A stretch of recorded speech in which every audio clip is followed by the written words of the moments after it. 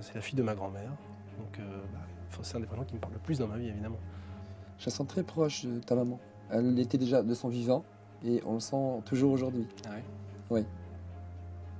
C'est pas un reproche qu'elle fait à maman, mais elle me dit elle manquait un peu de patience parfois avec moi. Oui, c'est le moins qu'on puisse dire. Il y a une douleur, toi, en évoquant ça, quand même, Ouais. de sa part, je le sens là-haut. Mhm. Je m'excuse pour ta petite maman, mais elle me dit bien cela et ça l'a miné beaucoup et ça l'a beaucoup donc peiné. Elle me dit, à force, je n'osais pas. Donc, par moments, elle se taisait par peur des réactions de ta maman aussi, tu vois. C'était un peu ça, l'ambiance. Tu comprends? Oui, je comprends bien, ouais. Tout à fait. Il y a eu, c'est curieux, un renard, ça t'évoque quelque chose? Un renard, non. J'ai cette image de renard.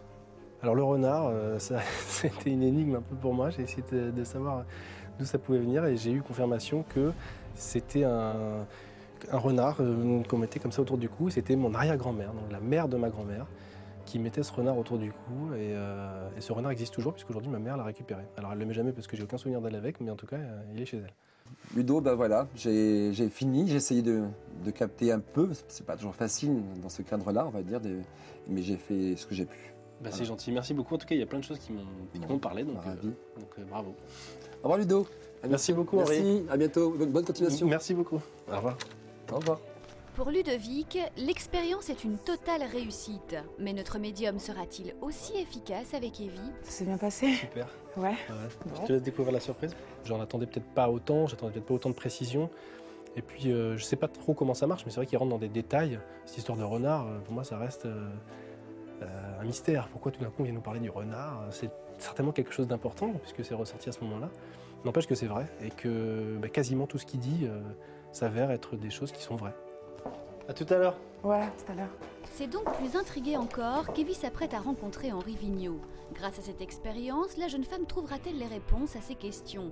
Aura-t-elle enfin des preuves de l'existence d'une vie après la mort? Asseyez-vous, je vous en prie. Donc, vous êtes venu avec une photo d'un proche qui est parti. Oui, de la famille de mon homme. De votre compagnon. Ouais. Merci. Quelques minutes de concentration, la main posée sur le portrait de cet homme, et la connexion semble s'établir. J'ai une image que je vois. Je vois des hommes autour de lui et c'est comme s'il avait commandé des équipes de personnes, vous voyez, dans son travail.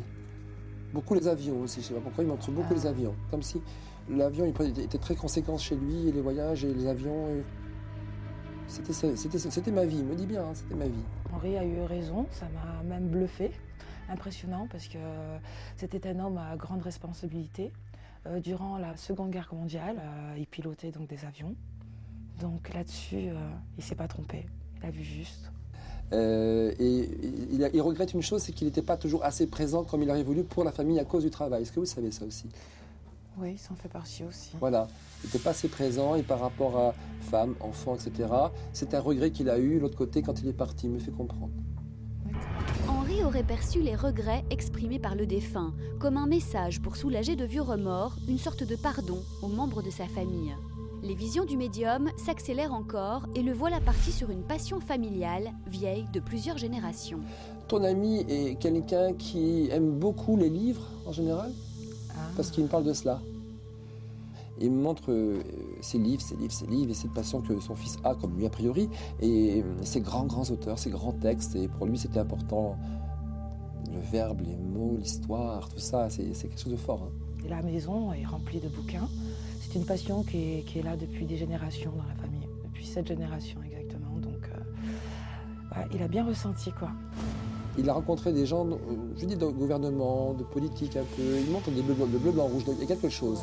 Mais il y a un rapport avec des connexions, avec des personnes qui côtoyaient en tout cas. Il me parle bien de gouvernement, donc il a côtoyé des gouvernements, des gens de gouvernement, des gens de politique. Voyez.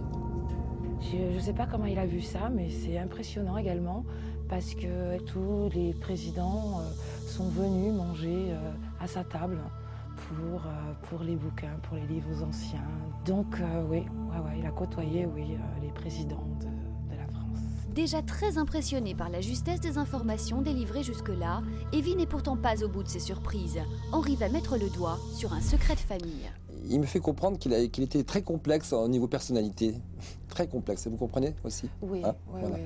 Et ça c'est un peu gênant pour moi, parce que c'est quand même personnel, mais il m'évoque un autre enfant qu'il a eu d'une autre histoire, qu'il ne serait pas le frère direct, on va dire, de la même famille, pour votre compagnon, mais plutôt un demi-frère ou une demi-sœur.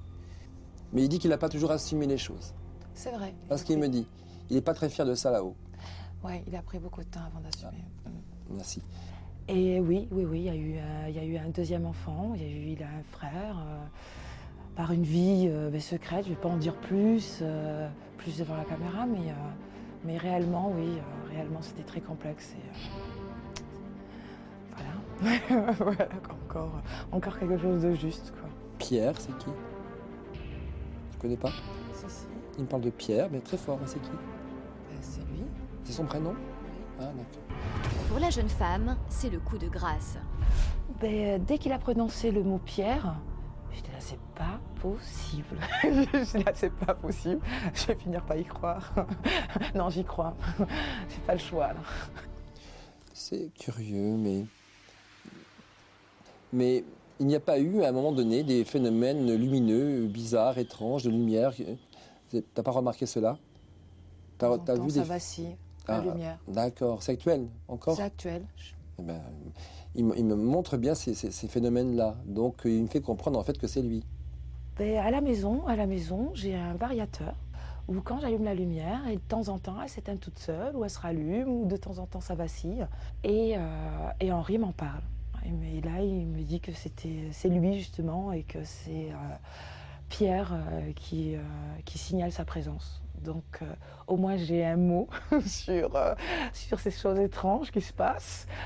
Et puis, donc, de toute façon, ça ne m'inquiétait pas plus que ça, mais c'est quand même hallucinant qu'il m'en parle et qu'il me parle de ça et qu'il puisse voir tout ça à travers une photo. Ah, je ne vais pas pouvoir rester avec lui. Je m'excuse parce que je l'ai vu me regarder d'un seul coup et me faire ça. Comme ça. D'accord. Me faire un petit geste comme ça, j'ai dit là. Il est temps. C'est un signe. Tranquille. C'est un signe, oui. C'est un signe. Je ne saurais pas aller plus loin. Voilà, Evie. Super. Au plaisir. Je t'embrasse. Merci, ben ouais. Merci. J'ai beaucoup aimé le contact avec son beau-père, a priori. Hein. C'était très intéressant, l'intensité, l'attention, justement, de cet homme qui est son beau-père, pour venir jusqu'à nous et arriver à se faire reconnaître et s'imposer un peu plus. J'ai bien aimé. Impressionnée, troublée et stupéfaite, Evie rejoint Ludovic, impatient de savoir comment s'est déroulée l'expérience de la jeune femme. Impressionnant. C'est vrai? Ouais, impressionnant. Il t'a dit quoi? Enfin, il t'a dit quoi? Il t'a dit que des choses vraies ou... Ouais, beaucoup de choses mais hallucinantes, quoi. Ouais. Comme quand l'aviation, par exemple. Il m'a parlé d'avion, donc il est tombé tout pile. Il était pilote? Impressionnant, quoi. Ouais, il était pilote. Ah ouais. Donc, C'est génial. c'est génial. Il m'a dit qu'il avait rencontré des hommes de pouvoir, donc de politique. Il a vu le drapeau français, donc... Ça, c'est vrai aussi. Ça, c'est vrai aussi, quoi, parce que ça m'a bluffé. Et toi, alors? Bah moi, pareil, il m'a dit plein de trucs que je ne savais pas. Ouais. Et j'ai vérifié après, j'ai appelé ma mère et quasiment tout était vrai, quoi. Je sais pas comment il arrive à faire, mais de n'importe où, il te sort un truc et c'est ça, quoi. Et c'est vrai. Moi, je savais plus quoi dire. J'étais là, je l'écoutais. Et puis, à un moment donné, j'étais là, ben oui. Ouais, j'étais là, C'est ça, en fait. Et au fur et à mesure, j'étais là, oh, mais c'est vrai, ça doit exister alors, ce monde parallèle. C'est ça, hein. Oui, je suis très ravie de cette journée parce que, encore une fois de plus, ça donne l'envie de vivre, quoi, l'envie de se dire qu'il n'y a pas que l'être humain, qu'il y a autre chose autour de nous et qu'il y a aussi des âmes qui nous protègent. Il y a une petite porte chez moi qui a fait. Voilà, quoi. Pour nos témoins, cette expérience semble être une véritable révélation. Tous deux ont été bluffés par l'exactitude des informations délivrées par Henri Vigneault et repartent même avec l'envie, pourquoi pas, de retenter un jour une expérience similaire. C'était vraiment une belle expérience et puis si jamais tu continues et que tu en as d'autres, tu me tiens au courant, ça me ferait plaisir. Pourquoi pas? Bon, moi aussi. Bonne fin de journée. Bonne journée. À bientôt. Salut. Salut. Une belle journée qui se termine, une belle rencontre aussi avec notre médium, Henri Vigneault. Le personnage Henri, je l'ai trouvé extrêmement sympathique, vraiment gentil, chaleureux, il regarde droit dans les yeux, quand on se dit bonjour, on sent qu'il dit pas bonjour comme un collègue de bureau tous les matins, enfin voilà, Et là, il a une présence et puis on sent qu'il a envie de bien faire. Et on sent que c'est quelqu'un qui a envie d'aider. On sent que c'est quelqu'un qui est plein d'empathie, plein de gentillesse. Voilà, il fait pas ça pour le show. Non, vraiment, c'est une grande découverte. C'est un personnage que j'ai trouvé très attachant. Mémoire des objets, vibration, connexion avec un monde que l'on pourrait appeler parallèle, des concepts peut-être moins vagues désormais. Pour nos témoins en tout cas, tout cela semble à présent parfaitement envisageable.